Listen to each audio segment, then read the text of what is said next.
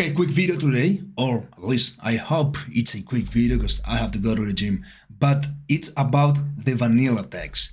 And it's something that most e-commerce brands are paying when it comes to their marketing specifically. You don't see on a P&L, it is invisible, but it's very real. And so this is something that brands literally pay by playing it too safe with their email marketing specifically. We could talk about marketing as a whole, but I see this problem being more prevalent in email specifically. And it's that they choose, for reasons that I'll go to in a second, they choose to send safe emails, vanilla emails. So examples are 5 tips to stay safe in the sun, a note from our founder, summer essentials checklist. And so what I'm talking about here is the typical e-commerce email, right? The bestsellers, even the us versus them type of emails. So what I've observed through half a decade in email marketing is that these emails are all good, right? You can send these emails, they are all right. Problem is that they don't sell. They just exist. And we'll get to this in a second, but there's a huge difference between sending emails for love of the game and sending emails to generate sales.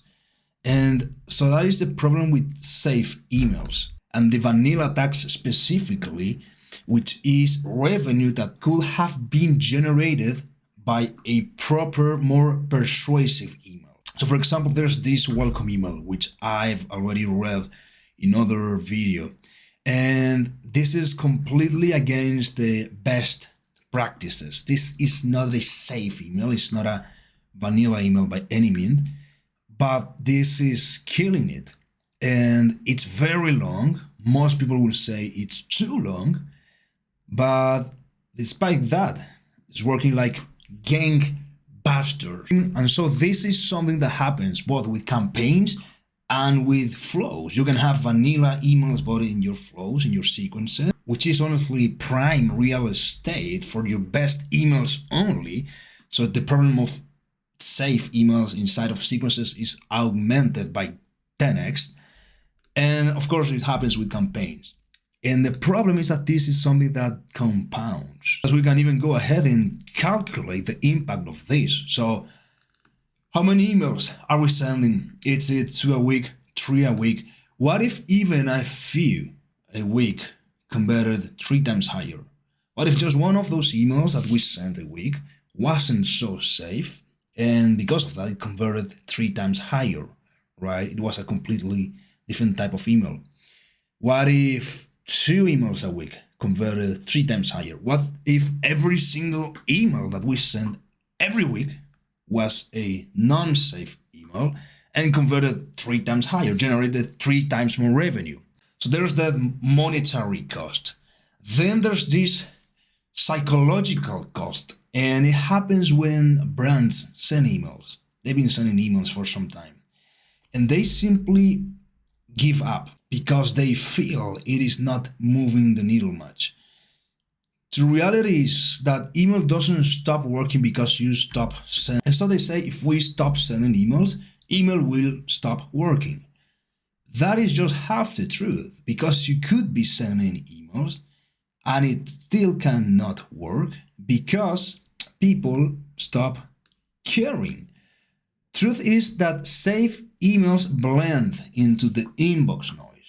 They feel and read as any other email, so people have no reason why to open, much less absorb them, read them entirely, being intentionally about it, and they get ignored. So people don't read it, they don't absorb it, much less act on it. So these emails essentially are pure noise. And I don't think that the reason why brands do this is because they have an incompetent marketer or any of that. I think there are plenty of reasons which are more relevant and more real. First is the fear of offending anyone. And so they are afraid that one subscriber might complain because they tried something different. They tried a text-based email from the founder, which was more story-based, and maybe it was more polarizing, or it rubbed salt in the wound if it was targeting a pain point, whatever it is. They fear they are going to offend someone, and so they simply don't try these type of emails. They resort to send the same type of emails over and over. Product highlights, bestsellers, here are 5 reasons why you should buy XYZ, whatever it is. And so that's the first reason. And the funny thing is that people who do complain, because sometimes people do complain, it's normal, they're always the non-buyers.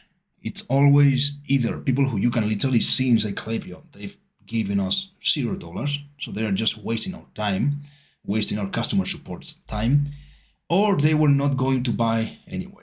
There are some people who just psychologically have to reply and feel seen, feel heard. So it's more of a psychological problem with these people. And so these brands choose to mold their marketing to please these type of people, which in my point of view, it's crazy, right? You end up with no marketing at all. Second is the desire to please everyone, very closely related to this, but in addition to pleasing just subscribers, it's decision makers inside of the brands, right? By playing it safe. There's also the belief that educational content is safest. So, okay, we'll send educational emails, valuable emails, and we're safe with that. They don't generate many sales, but at least we're sending something. Right? Problem is, I've never seen a brand survive, much less thrive, by playing it safe. Fourth, it's the internal approval cycles that filter out bold ideas, what I call marketing by committee, and it's a sure way to have shitty marketing, having too many cooks in the kitchen. And last and most important, it's a lack of clarity on why people actually buy. So essentially, email marketing is salesmanship amplified. And if you go by that idea, these type of emails, safe emails, don't really persuade people into buying much. Some really target those who were going to buy anyway, despite of email, which is why the average email conversion rate is so low. If I hop inside Klaviyo, benchmarks, campaigns, we can see that the average conversion rate for e-commerce brands is 0.05, which is warningly low. It means that for every 100 subscribers, not one is buying, not 0.5 is buying, so not half of a person is buying. I don't know which half, the upper half, the lower half. I know some decisions are made with the lower half. It's not even half a person, it's 10 times less than half a person, right? 0.05%, which is stupidly low. And that is the median, that is the average in this particular industry, which is skincare. So this is the Klaviyo benchmark for one of our clients.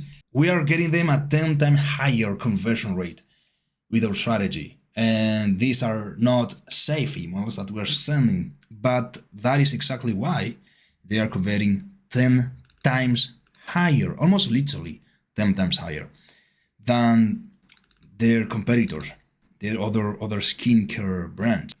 But at the end of the day, it's super simple. Marketing is simple. It's the AIDA framework. Get their attention, create interest, create desire, get action. But those safe emails break the most important part of the sale, which is getting someone's attention. Without attention, nothing else matters. You don't get the interest, you don't get the chance to create interest, much less create desire, much less get them to take action. And so safe emails blend into the noise of other safe emails that are flooding subscribers' inboxes. Now, distinctiveness, uniqueness earns people attention. Safety kills it.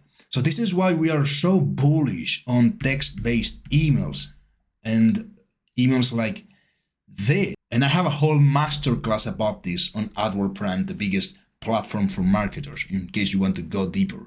But the main idea here is that the vanilla tax is very real. So let's say one vanilla email costs $2,000 in lost sales, right? A vanilla email generated $2,000, a proper email could have generated $4,000, all right? $2,000 in lost sales. Sending 2 emails a week, so give or take 100 of these vanilla emails a year, it's $200,000 lost in revenue. It's a tax. You don't see this on your P&L, but it's right there. It's silent, but it's one of the most expensive taxes that brands pay, and it's very, very, very real. So all in all, brands confuse giving value, being educational, or sending the typical safe email bestsellers with creating conviction, with creating belief, with appealing to people's deep reasons to buy. So if you go to a site like really good emails to get inspiration, you will get inspiration for safe vanilla emails, which do not really move the sales forward at all. As you can see, this is how the average brand is converting. This is in the beauty industry, but the same happens for other industries as well. The average conversion rate is very, very low. In this particular case, we are ranking in the top 5% of conversion rate. And it's not because we are sending the safe vanilla emails that every single e-commerce brand is sending. So now, 3 things. Inbox tolerance, people's tolerance. At the end of the day, subscribers are people like you and me. It's real people. Their tolerance for safe emails is lower than ever. Why? Because every single brand is sending the same type of emails. And so these type of emails no longer get people's attention, which is literally the first step to get a sale. Second, brands still playing it safe are paying the price. They don't know it because it's very hard to see missed sales, but it's a tax. Vanilla tax is the price you are paying for not sending the best emails that you could be sending. It's very real. So some people are paying $200,000 a year for sending safe emails. Or more specifically, they are paying $200,000 a year for not knowing which others emails to send. For not knowing how to send proper text-based emails, proper conviction-building emails. Because when you build conviction, sales follow. Now, here's my obnoxious call to action. If you want to see examples of non-safe emails that generate up to 12 times more revenue than the industry average, there's going to be a link somewhere in the description. A video is going to pop up. Else you can find it by this name, How to Create Emails That Sell. It breaks down how we generated $2.4 million out of a tiny list of 11,000 subscribers in 2024 for one of our clients. They had the smallest list across all of the brands that we manage, yet we still managed to generate over $2 million. So you will see for yourself what non-safe emails look like. I'm Matthias Matt Pirelli. It's been a pleasure having you here today.